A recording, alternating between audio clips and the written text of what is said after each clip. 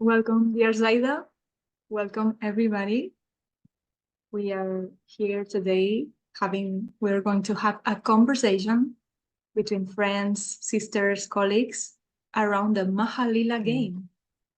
But first, I'm going to invite my dear Zaida and myself and everybody watching this, even if it's a recording. I'm going to invite us to have a little check-in with your own body and see how is it doing, if you need just a deep breath, if you need to adjust your posture, or if you'd like to do a little dance, or if you'd like to go and grab some herbal tea, some water. What is it that your body is asking you right now? Maybe in the middle of a very busy day, you took this moment, curiosity, to check on this game. But I'm inviting us now for go to whatever we need.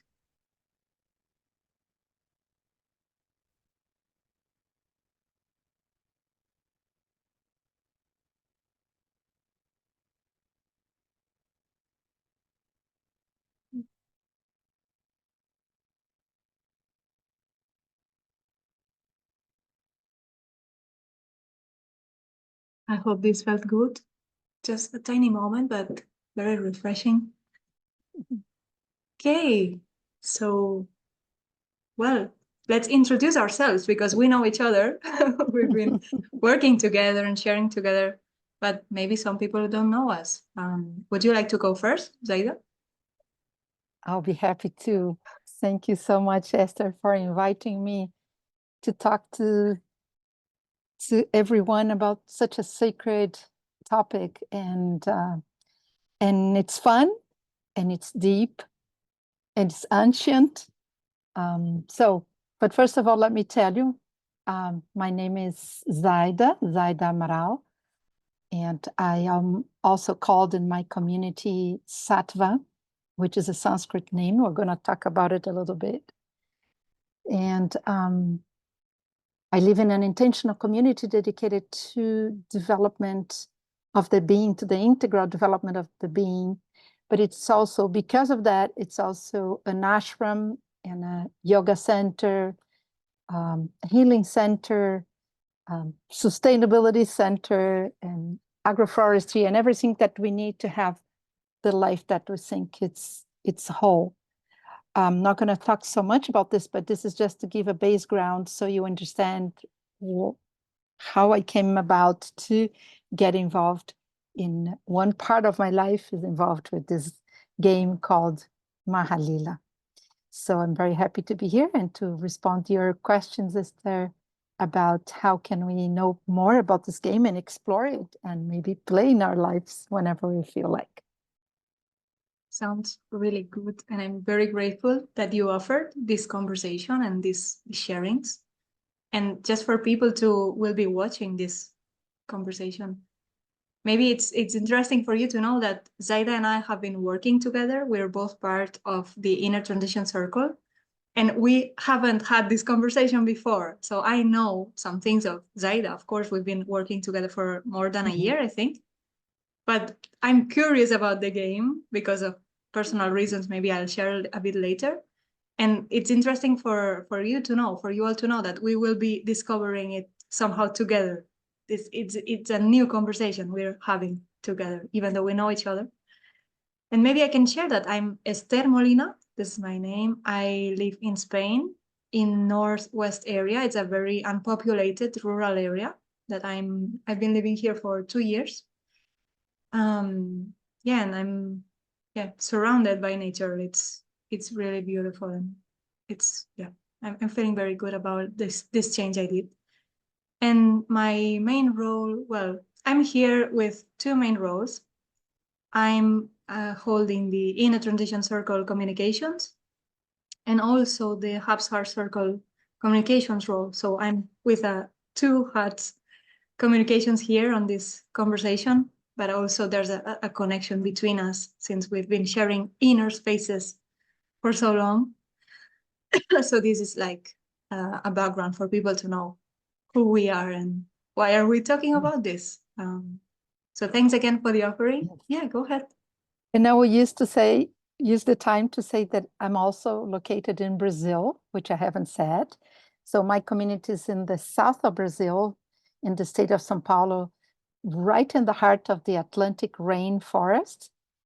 So I'm in the mountains, but like half an hour from the ocean. So a very, very rich landscape. And that's where our community is located. And there will be the link for the community if you have interest in getting to know. Everybody welcome here. And now I'm just in your disposition here. You tell me, what are you curious about this game? And I'm gonna go answering you, Esther. Thank you. Thank you, dear Zaida. Yeah, you shared a bit about where you're based and your community being an ashram.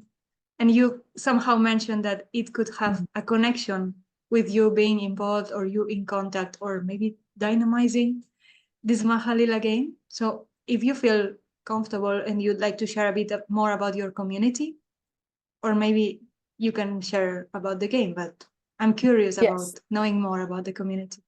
Yes, I'm going to tell a little more about the community because it is an introduction to the game anyway. So the community here started as a dedication to be a place of healing, and it started dedicated with the medicines of the forest. And pretty soon the yoga came into the community, like this was like 12 years ago, as a leading role. And we are open to many lineages of yoga, but there is one specific lineage that is our, let's say, leading force, which is the Kriya Yoga of Babaji. It comes from this parallel lineage of Yogananda and his masters, his gurus. And because of these teachings and deepening on these teachings, even though since very young in life, I had my grandfather as my mentor because he was a disciple of the Kriya Yoga as very young, since very young. So I was raised hearing and listening Sanskrit terms, which is this, Hindu European language that is partially spoken or mostly spoken in India, and where all the sacred teachings from India comes based on this language. So I have always been curious to reveal, this is a pattern of mine, to reveal knowledge and later on wisdom through understanding the meaning of the words. So when I first started hearing about this game, Maha Lilah, was a few years ago, while getting trained into all these teachings and being a yoga teacher myself in this lineage and all of this. But I introduced to this, and I noticed that, as I'm going to show later, each house of the game has a Sanskrit name. And getting to understand the Sanskrit meaning of that name came out to be very, very deep and important to me, because I'm not only discovering the meaning of the word, I'm discovering one layer of my own self. Because the idea with the game is that you go learning what are the parts of yourself that you need to understand and deepen, and in a game that is practical. Because when it's philosophical, only written things and words, you feel like, okay, how is that? But when you see it in a board, in little houses, one besides the other, you start having like a visual form of understanding your consciousness. So I gave a little jump from one thing to the other, but then this game has been for more than 2,000 years around, of course. Nobody knows exactly when it appeared. I have a belief that we were thousands of years ago way wiser than we are now. I think that as time went by, we start forgetting so many ancient teachings. And I feel like we are now in a time of reviving that wisdom through many different ancient cultures, through the people in our lives. So that's how I came about to this game, because we have a friend that came to the community, a dear friend, that really decided to go deeper in this game, and he launched a whole project related to the game. He specifically called this game the life game, Maha Lilah, the game of life, per se. So that's how he called his translation of the game. And this is the one I got introduced to, and then got teachings to be a facilitator of, even though today he has a board game that you can buy. You don't need any introduction from any master to just do your own game. But so it's really bringing the teachings to everyone. So this is what feels good about it.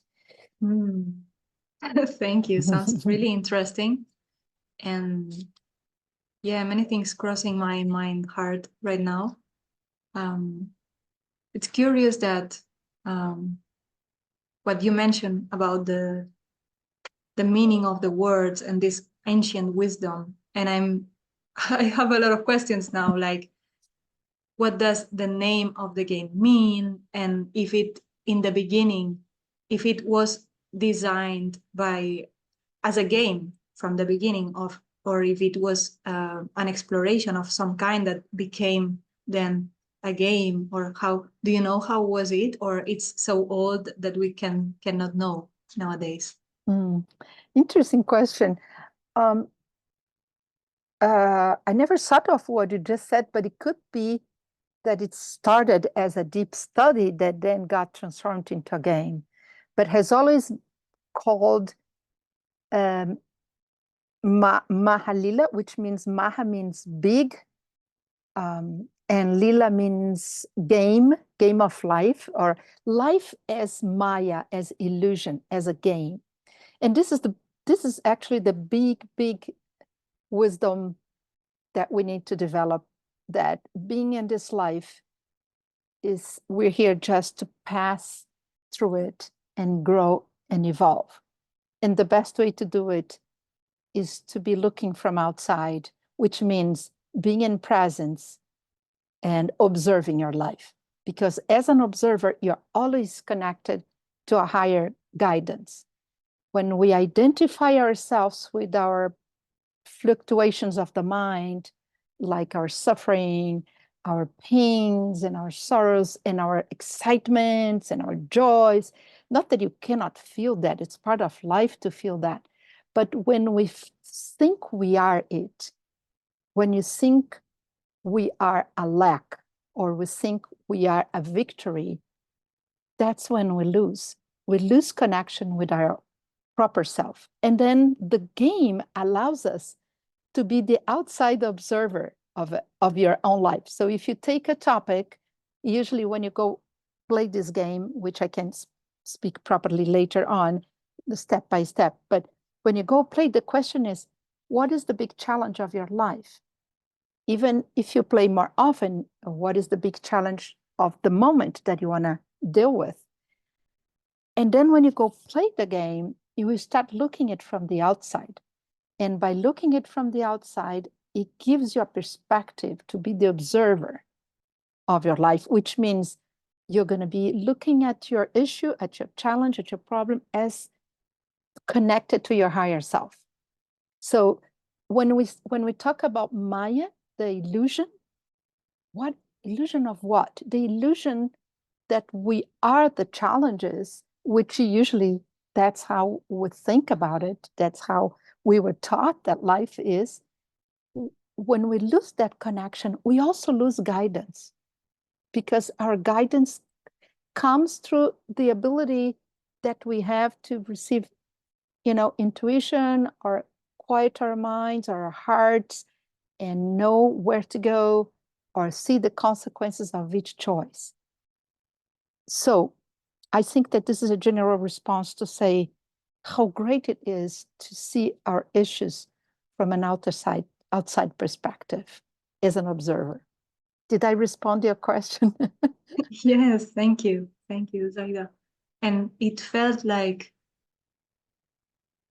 yeah, like the game being a reminder of who we truly are. Like this game, this process of unlearning and relearning, it's kind of a reminder of this is our life is kind of the board game. Like it's a reminder that you are alive, but you are not everything.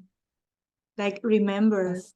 that you are your soul, and this is a transit. This is like you're not gonna be here forever.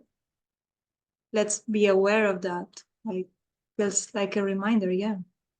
As Yes. you are Yes. describing Perfect. it. It's interesting. And it's funny because it's gamification 2000 years ago. Like in the recent years, I've heard and maybe read a bit about gamification and bringing playfulness, because maybe my Western views and Northern Western views of how everything needs to be so organized, and the information and the educational backgrounds are tended to be so rigid, and from a very uniform perspective, that somehow the system needed to bring game back to it. Like remember Yes. that in school there are kids and they need to play, not just keep remembering stuff. And it's fun that, as you said, maybe people were wiser 2000 years ago. They already were learning about deep meanings of life and deep stuff through a game. They didn't need this kind of managing. They feels that they maybe were doing it in a more organic way, not so forced as sometimes some of us could have done In a in the playful present way. times. Yeah. So that's very interesting. And I would like to share that. Yeah, when Zaida you offered, and I'm speaking also for people who will watch this later. It's interesting that Zaida offered to share about the Maha Lilah game and her experience with it. And I was so touched because a dear friend who passed away by that time of the offering, he gifted the game to my partner and myself. And it was a bit like, wow, there's a connection there. So I am even more curious about this game because of this personal thing that touched my heart. And something very interesting that you mentioned is that you do not need like some superior being or master or guru or whatever to introduce you to the game. You can have the board and you go through it, right? Because when we had the board, it was folded, which was interesting because we could carry it somewhere. If we were traveling, we could have the board folded in a very tiny size. And we had a very little book that would explain each of the spaces of the board. So this is one interesting thing, that anybody can play it, or almost everybody. And so the time to ask, how is the board? Because maybe some people have Yes. heard about Yes. it, but haven't seen the board. Yes. And How is it and how does it work? just related to what you just said, I wanted to mention that it could be that in old times, what is old, on the ancient times, the game could be played only from knowledgeable people, wise people, masters, gurus. I don't know. I say this because when I was a child, my grandfather, which was a yogi already, he would not talk openly about Kundalini with us because this was a sacred thing to talk about and could not be talking to everyone. Nowadays, this is an open, wide topic. Everybody talks about it, everybody learns and reads about it. So I think we have been getting more ready in consciousness, even though the world is kind of running towards like a challenging kind of slide down, it looks like. But I have a feeling that we have been maturing a long time in a way that things are coming fast. The information is coming fast. So nowadays, I believe, and that's how I see it, that people are longing for having a connection with this and wise enough that they don't need anyone else to say how you do it, how could it be done. But if you read and you have curiosity and not and you can go behind it. So let me just show you that I have the like a big board here with me, but as an instructional form, I will show you a little small one that I have here, so I can speak a little bit about the game.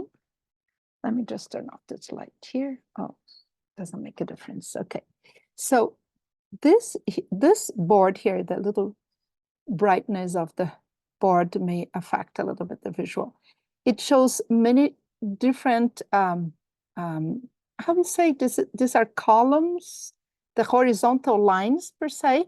Each horizontal line, yes, represents one chakra.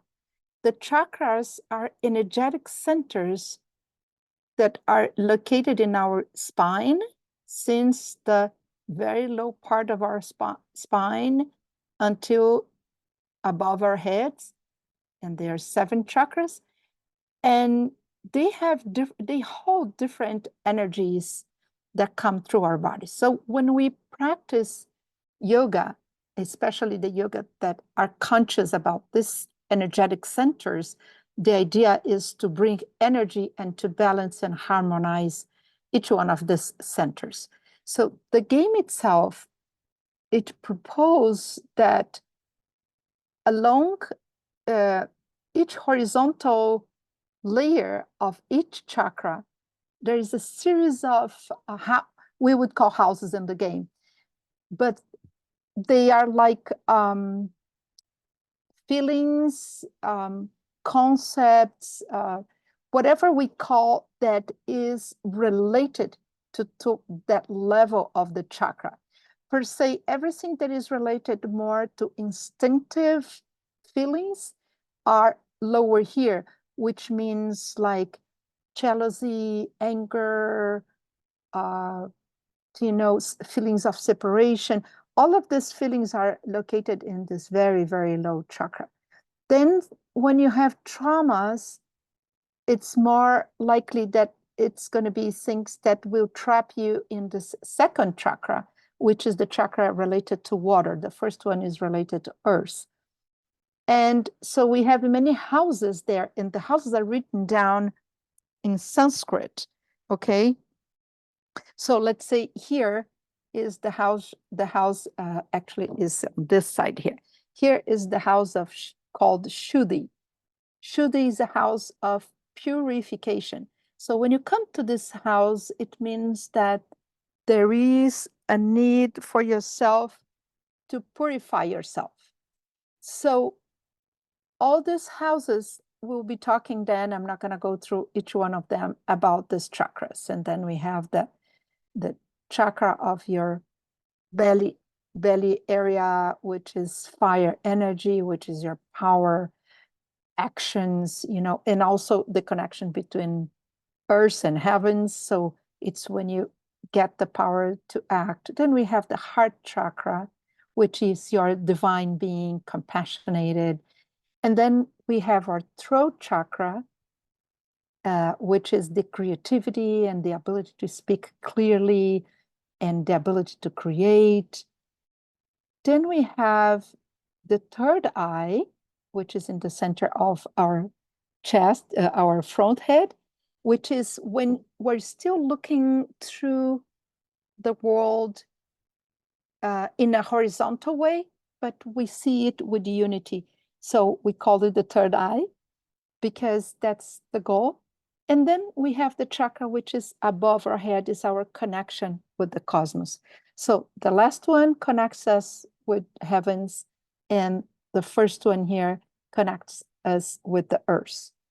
So, but the interesting thing, and this explanation is just basic, but just for you to understand, and each house has a number that starts with 1 and go into 72. So whenever, let's take Shuddhi here, where I was before. Whenever you take a specific house, if you are, and let me approximate here, or maybe this can be seen in the slower one here, which is probably a little better. If you get a sword, if in the house that you are, you get a sword this sword may have the power to take you up high. So you may be still relating to the second chakra, but a simple action that is very, very powerful can take you up to the house of Brahma, which is creator. What is this house? Just to give an example, because this is the biggest sword in the game. This is the house called Daya, and Daya is compassion. So then we got to learn that compassion is one of the most important, I would say, not even feelings, but happenings in ourselves. Because once you get into the level of feeling compassion, being one with others, one with yourself, you can jump many layers ahead of challenges. And then you go directly to the top of the game. So sometimes you may be playing the game, you're very low here, but you get one of the swords and it take you up. Like any other game does this kind of things, okay? Gain 3 houses and so on. At the same time, we also have the snakes. Okay, so the snakes, let me get the biggest snake from the game. Okay, here we have the biggest snake of the game.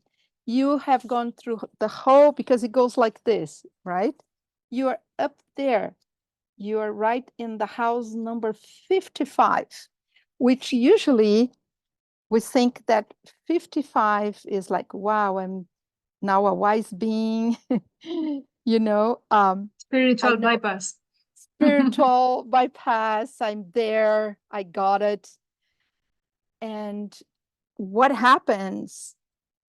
Your ego got bigger than your wisdom.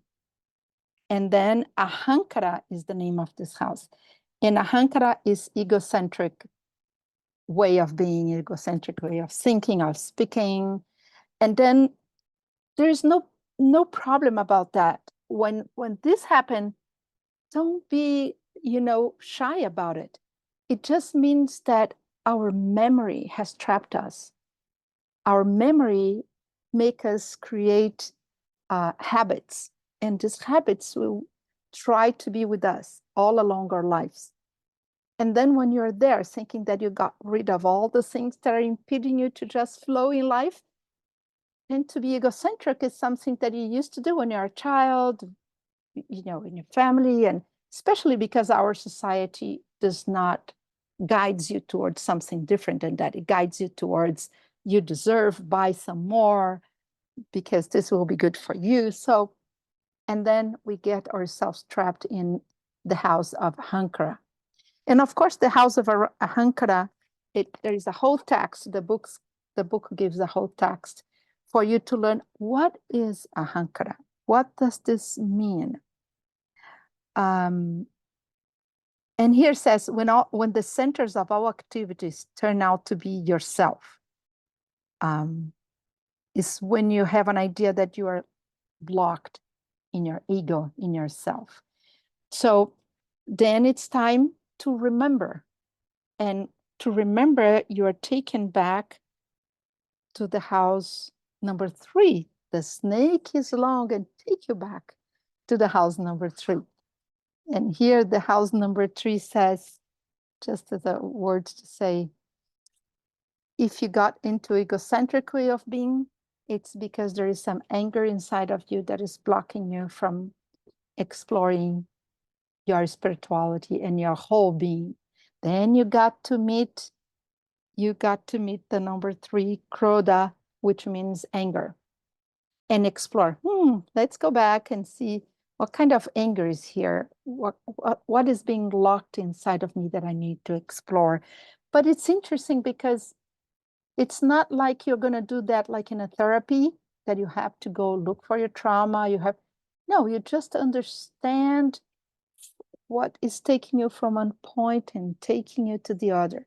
And the whole text, especially this specific, let's say, brand of game, because there's many different brands, you know. Each teacher, each translator will write their own text about that house. It's like a tarot card.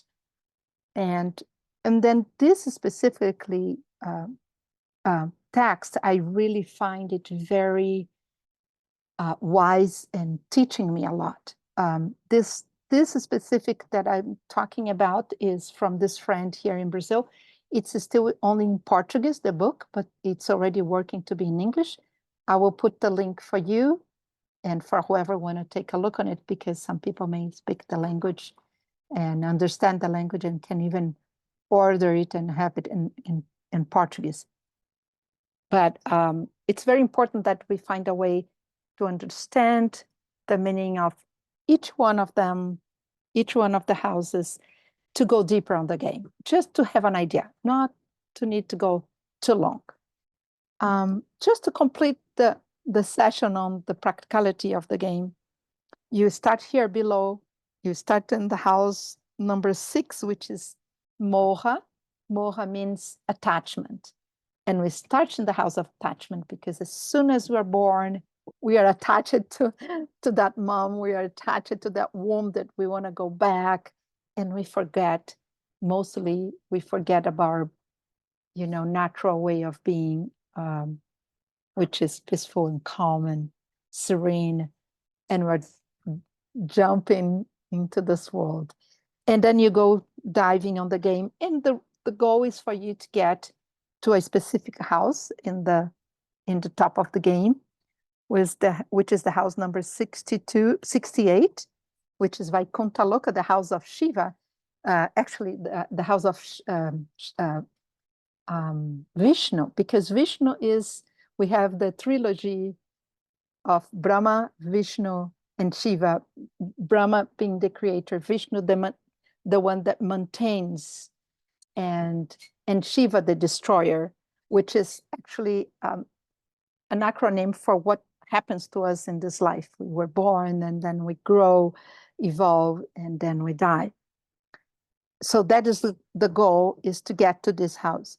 But when you go play the game and you have something that you're working with, per se, I want to know the challenge of why it's so difficult for me to have a life based on my purpose. Let's say that you can even say what is your purpose or not, but it's like, what is blocking me to live my purpose in this life?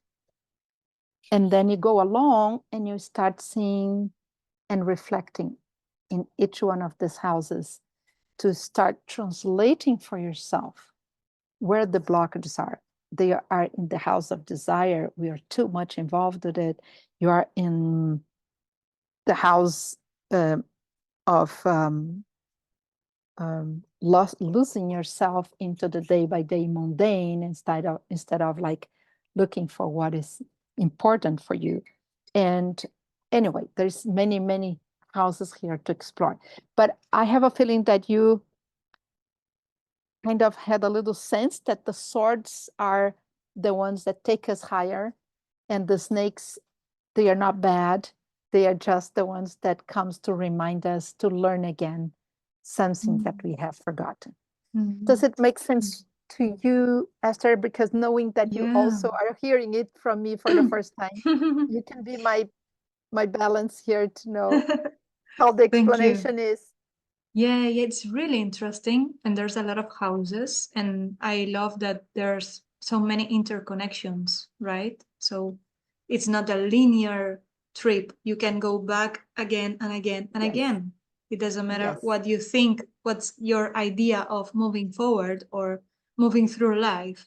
The game will remind you and will break some patterns, right? I can give you an example of that, can I? Yeah, of course. And it's related to me. I did, as soon as I was learning about the game, I called a friend to play it for me because I was having a challenging time. And I was having like a personal moment filled with like uncertainty about my role in the community. And I started exploring everything. But still I had like had like this veil in front of me. I didn't want it to look it so deep as it came into the game. So I got into the game and I spent like 2 hours playing the game with a colleague of mine. He was facilitating for me because I had the issue. And I could not get out. I could not get out of two houses, envy and jealousy. Envy and jealousy. One would take to the other. It's like I did like 6 game. Oh, I forgot to say that we play with the dart, of course. We play with a dart that tells you how many houses you're going to go. And you have your token, which you can choose like a crystal or anything that you would like. I usually play with the Platonic sacred geometry token. That's So beautiful. I spent the whole game, and the facilitator said, let's give a break. Let's stop. It's time for you to reflect where this is coming from. And was absolutely unbelievable how I got so many insights, how I was actually suffering from all of that feelings because I was having a memory of my relationship with my family and my parents and my brothers and sisters. And the community was representing that game of my life. So I was taken back to that moment of my life and I was trapped on that because I was identified with my ego there. And then the game helped me look at and start reading the text that involves jealousy, that involves envy, and all of this. And what does it mean? And in the very, very bottom, it was saying, what is your most precious thing that you're not giving? Because envy is like you envy someone, something that someone has or is doing. But if you envy something, it's because you are not giving something that is really precious and talented from you. So it's beautiful because the responsibility turned out to be yours. So you bring it back to you and you understand what's there. And that's when I start bringing all my talents more upward in the community. We start blaming others for this, for that, and just going for it. And this game was one of them. It's feels very powerful. It's a game, but it feels also a practice. Yes. Kind of you could go and have a yoga session or you could go and have a Maha Lilah session, for example. Yes, And for sure. And it also feels interesting of what you mentioned, that it took 2 hours and you were like, this is not ending. And I'm all the time in the same places. And it's interesting of the game can be kind of a mirror of how you embrace or not what's coming from life, right? Like, what's your attitude when something happens or when the information is at your front? Like, you have the information, there's envy there, and maybe you don't want to pay attention because it's not nice, and these kind of things. Like, it seems that you receive the information, and at the same time, if you are facilitated, if you have this support, or maybe if you can be aware, it seems that you can receive these insights and at the same time see how you react, your reaction, and it's kind of a double learning, right? Or I see it this way. Totally. No, totally this way. And also the fact that it came like in 4 plays in a row to the same houses, because there is there is a serpent, a snake that takes you back to the lower house, and it happened like 4 times. It was telling me how trapped I was in that feeling, in that perspective, or in that shadow. That's what was bringing. So it was like I could have kept going on the game, but even the facilitator said, it's good that you stay with it and explore it and study it and go see where is it coming from, and just let it sit on you, and then it started getting revealed. So it was really interesting.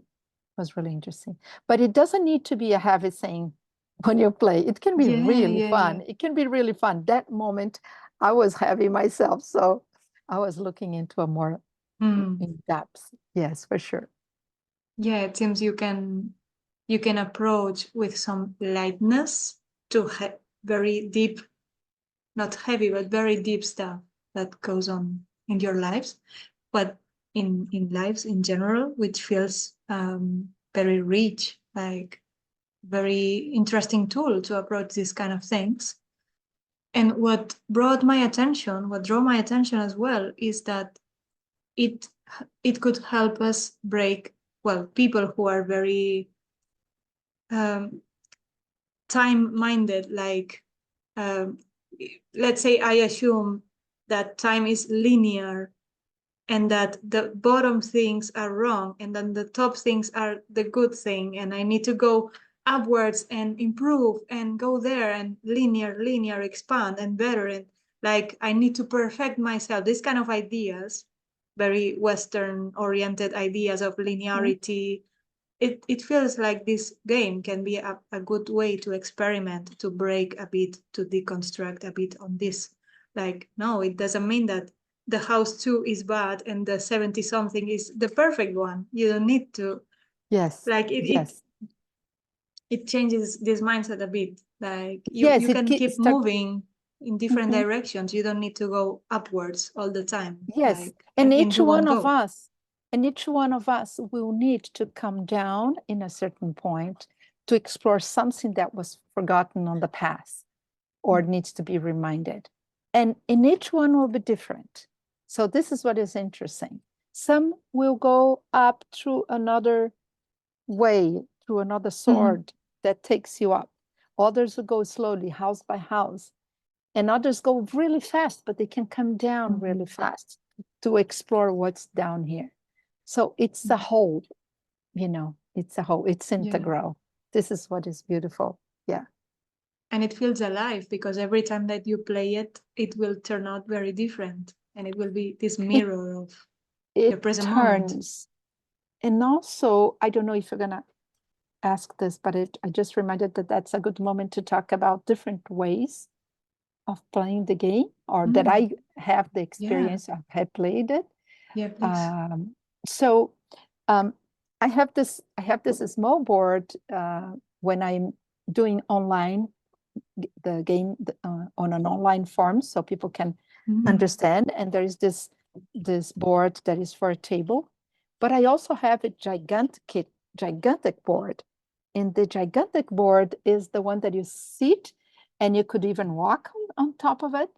And this is for groups of people. So sometimes we have retreats here that we offer a session, a group session of the game. And this group session is really interesting because it can be done in many different ways. You can group people because of certain topics that they will explore or they want to explore. Or we just don't say anything and you create groups randomly, but you know that the universe will provide that each group has a reason why to be working together. And when we do the game this way, of course, according to the facilitation, I usually make it light. People have a lot of fun and lots of insights because they are like a team, and they are not that they are trying to win from the other, because there is no win, but they see what's happening with the others and the path of the others, and then they are trying to go further. They bring their own issue. When you play with a group, each one brings their own issue, but the result of the game, let's say you have 30 people, then you say, okay, let's do 3 groups of 10, or I don't know, 6 groups of 5. It depends on the time that you have to be able to give at least 3 rounds of play for each group. Then you calculate that. And it can be in a very alive way, fun, playful, and still you're deeply touching areas that are kind of delicate, And sometimes we play with one-to-one because some people don't want to have that kind of intimacy about personal issues. But you know what? It's interesting. In group, you are less you're less drawn to reveal your own issues because you're doing it in group. So you may feel more comfortable in doing it in group than doing it individually. So it's so different for each moment that the fact that it can be fun and joyful, it's really good. I did recently in a way that there was 3 groups, and these groups had some kids, some parents were with kids. This was the New Year's retreat here in our community, and the kids would play the dart, but each person was bringing their own, they thought about their the things that they wanted to bring for themselves. So it was really fun. I'm not going to go long because it can be tricky, but yeah, just wait for some more of your questions if you have. It's okay. It's very interesting, and I'm kind of imagining people on a wooden floor with this enormous board made of cloth, which is so beautiful, and it's kind of a piece of art as well. And Yes. yeah, I was wondering, maybe there's an element of embodiment if you are walking through the board, maybe Yes. barefoot, and there's this embodiment Yes. aspect when you play it like that. And wondering if maybe during these sessions there could be conversations or sharings happening, For sure. like people Mhm. sharing and like opening up to others and having this feeling of maybe community or togetherness, like we are Yes. in this life together. We know we are transitioning through this human life together. Does this Yes. happen? It does happen. Sometimes we say, okay, just like whatever insight you had or not with the house that you took now, pick someone and let's share to each other what's coming up for you. And the one that listen, the first one that speaks, it learns a lot also by what's going on with that person, that house, what it represents for him. So it's like if I just got an insight myself, if it is like if we are all becoming the supporters of each other's, becoming our own therapist, Mm. and our own in-depth explorer. So we turn out to know more about ourselves and our lives. So it's not that this game will substitute whatever support that you may need in our path or in your psychology. Mm. But it for sure improves a lot. And the fact that you talk to each other a little bit, it depends on how we feel, if the group is open to it, if the group wants to work more individually. So in each way of playing, we go developing a sense of feeling the group and seeking the needs that will really fulfill them in a sense of living there with relieved, with a kind of a pass. Because you go home after what we do, we have a little a folder to give you, and you take note of the first house, Mm. second house, third house, and you also write your insights. By looking at the houses later on, you start, if you study it, you start having insights. Oh, usually my tendency is from anchor, I go to here. And this is where I get trapped. And then from here, if I understand this, this, and this, and this, then I can go to this other place, because it's your own design. It's not anybody's design. Mm. It's your Mhm. own path that you have chosen, that the game took you because it's the way that you do it. So, Mm. of course, it's for the ones who believe on synchronicity as a response to the wisdom of all, wisdom that Yeah. guides us beyond our own understanding, right? Mm. Yeah, so if you play this game, you must be someone who has this kind of trust, right? Otherwise, you Yes, maybe just can just have some fun, but maybe not so deep learnings. I don't know. yes, yes. And But maybe if there is no deep learning, you may not even find it fun. To tell you the truth, you find it fun when you get some insight about yourself, and then you laugh and you say, oh my God. And so anyway, this is just another That's point of good view. to know. That's good to know. Maybe a couple of final questions. I had something on my mind, body, heart. Yeah. What would you say to someone who feels curious, besides maybe checking some links that we will be sharing, some websites or some information, some pictures we can be sharing, but somebody who has never played and feels curious about it, which would you say could be a good way to get introduced into the game? Would you recommend a person to play by themselves, like somebody playing alone? Would you recommend a small group of people, of friends, or what would you say? Maybe it depends on the person and the situation, the particular situation, but what would Yes. you recommend to give the first steps in this game? Yes. I think that the first thing to do is to explore a little bit what it is, like to search a little bit here on internet, just getting to know with the links, getting to know what the game is about. And it looks like very complex when we see, but is by playing that we get to learn more. And I think that this is the first way to make you feel comfortable around the game, is to get to know a little bit about it.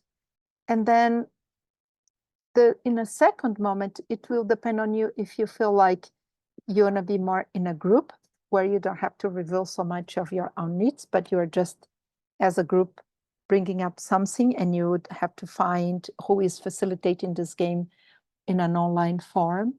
I do facilitate it in a session, individual session or group session, in Portuguese or English or Spanish, because that's what we do in inner transition. This is a tool for inner transition work that we use. And I think it will, whatever comes to you, whatever is near you. I also love the idea that what is near you, who plays this game near you or in your town or in your city. But near you could be in your browser. You find someone that will feel a connection, and he's doing this. I will see if I can find also a link of many facilitators around the world in different languages, to see if there is a central place where you can find some. I will ask my teacher on that, and I think that will be good. And also, I will just add one thing that I forgot to say about the game, about the length of time. The game can be played, like the minimal time I already played is an hour and a half, which means it's like a therapy session, as per se, a therapy meaning like a tarot card or something. And then I set in the beginning of the game, I do a little prayer where I want to invoke that the spirit of the game can help us to achieve some conclusion or some big insight in this length of time. So it's actually, this invocation is for ourselves that are doing the game, to be open to let it happen, because the game could be played by a whole weekend. You can start on Friday night and end on a Sunday, because you are really exploring and going and to one step and learn about it and explore where is it coming from, or say you can just go around many times. You can get to the higher place very early in the playing of the game, but you can decide to stay along on the game just for fun, just to learn more, or just to be with your colleagues that are also playing.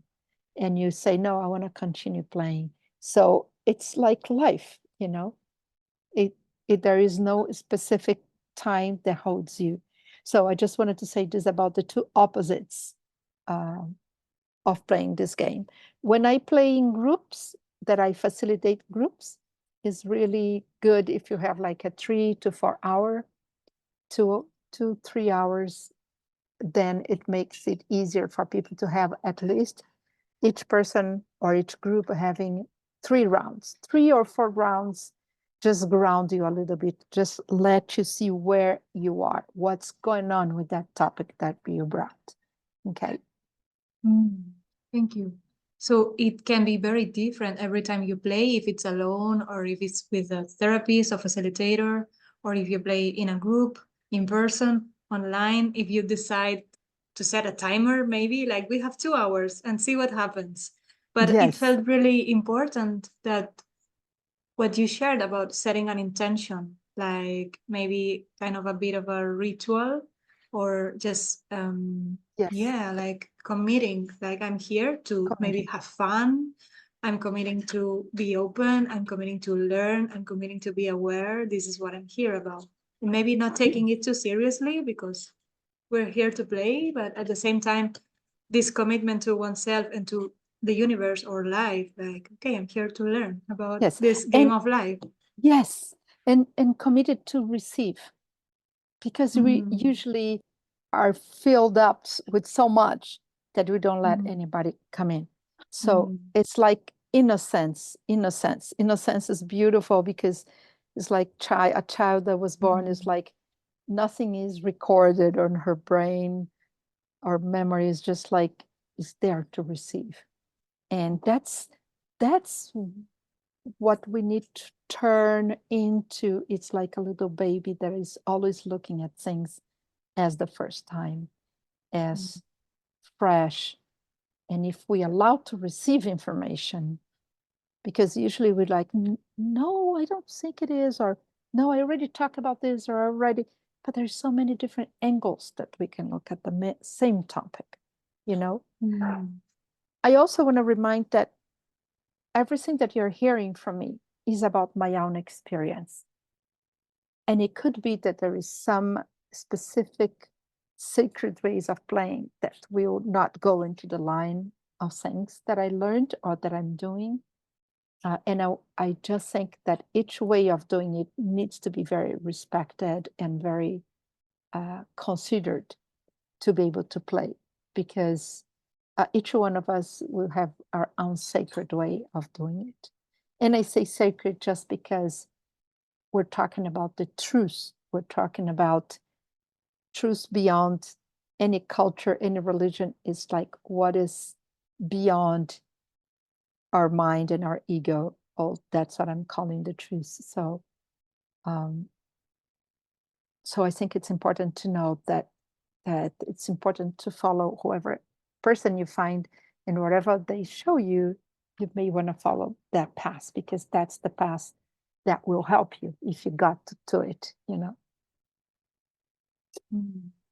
Thank you for naming that, and maybe like felt important to honor all the people that has been connected to that game. Like you are facilitating and you are sharing now with, I don't know how much people will be, how many people will be watching this, but I wonder how many beings could have been connected to that game through all human history. Yeah, like question in the air, and honoring the beings who brought this format to life, and people who carried on and spread it around and make it possible for people to learn, unlearn, relearn, deconstruct, heal as well, explore this game. Yeah. So gratitude to you and to all these beings and people who played it. Yeah. Feeling that was important. And your sharings connected me a lot with trust. Like, yeah, honoring this, not going in there in this inquiry with just wanting to achieve a specific house or place, like just trust that whatever that needs to arrive will arrive, right? You like, I got this from what you were sharing. Yes, for sure. One more curiosity, just to show you this specific Maha Lilah board. It comes with a tarot cards that represents each one of the houses. So per se, look how it is. I took one card and here comes the ending card of the game that came to us. Wow. You see the magic? This is Vaikuntha Loka, the plane of cosmic consciousness, which is the house of Vishnu, which is the Wow. return to self, the origin of creation, and the house of Vishnu. So it's just this synchronicity that happened when I pulled just a random card and comes the last one, is just to show how it goes. And I use this along my day, along my days. Sometimes I wake up in the morning, just like people do with tarot cards, and I take one card just to see, like, what is my teaching of the day. So I take one card, and that card will be there for me to teach me something about it. So it is also a very nice way to studying each house and the meaning of it. Why is it there? What it represents in our lives.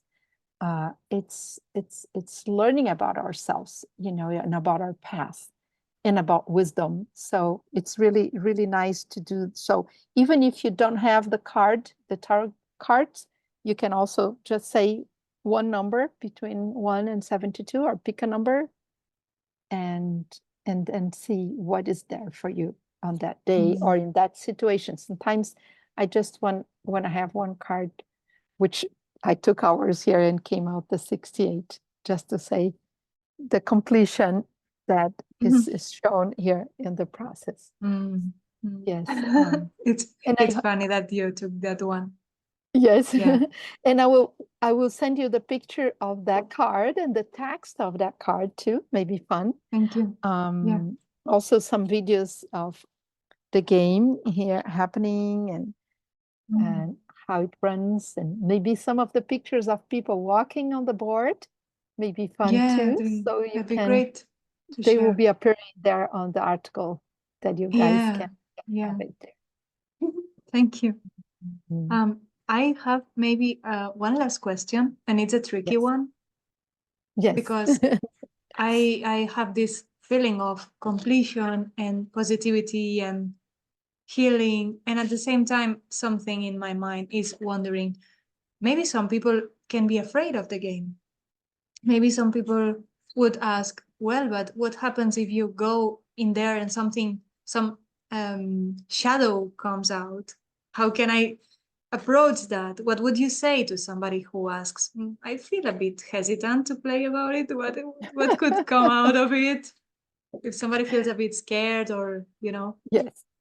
Well, first of all, if that happens, it's very, very normal to happen, because the important thing is not to not let it happen, but the important thing is to understand why this is happening or how it's happening.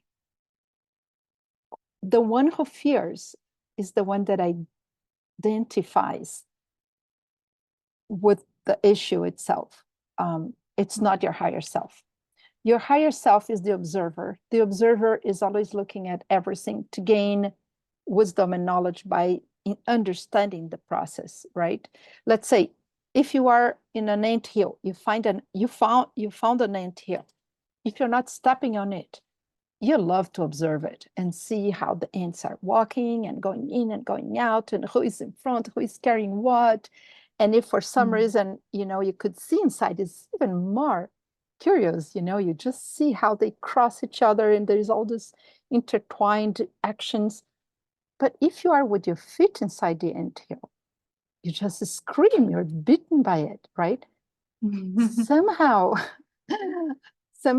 when our ego is identified with the self, that's what happened. Why I say why I'm speaking about the ego, because the ego is the one that is totally identified with the movement as self. And the ego is based on memory, either past or fear because of what happens in the past. So he compares what happened in the past, or fear of uncertainty because doesn't know what's going to happen in the future. So fear is what is really built the not wanting to know. And it's okay if you're not ready to explore that fear. But the fear is maybe the first step that we need to take to look at and give a little opening on the window to know that it disappears when we start trying to understand what is behind. And this is how the game, it turns out to be fun. It's really showing. It was not fun when I was full of envy and jealousy, like feeling betrayed by people, but in reality, I was actually setting that trap for myself. But when the game brought it back to me, I didn't realize at the moment of the game. I had to stay a few days understanding what that was happening to, meaning to me, patiently. So don't rush to think that you need to know right away. Just write it down, your insights, and stay with it. Review it. It will come to you. And then it's like a bubble that explodes of understanding. And this means your consciousness then is expanding. And it's turning out to be less identified with the fluctuations of the mind, which are related to how the ego wants to go. The aversions and the desires pulling us here or there. And the idea is like bringing to the center, being the one that see the balance happening, but you're always seeing from the center, which is sattva, from the rajas, the three gunas, the three states of mind, from rajas or tamas. Tamas is like, I don't want to see it. Rajas is like intensity and go for it too much. And sattva is like, let me be creative here and explore this. I don't know if I answer it too philosophically, but it's just an encouragement to get to know more. It's so beautiful. It's so beautiful when we learn about ourselves in a gentle way, in a loving way, in a caring way. So important to find someone that plays with you in a very caring way. Also, you may be working in very delicate processes of your life, and they are unique, very unique. Wisely and beautifully spoken, Zaida. Yeah, thank you. It felt to me like maybe if you are curious about the game and somebody feels fear, maybe you are already interacting.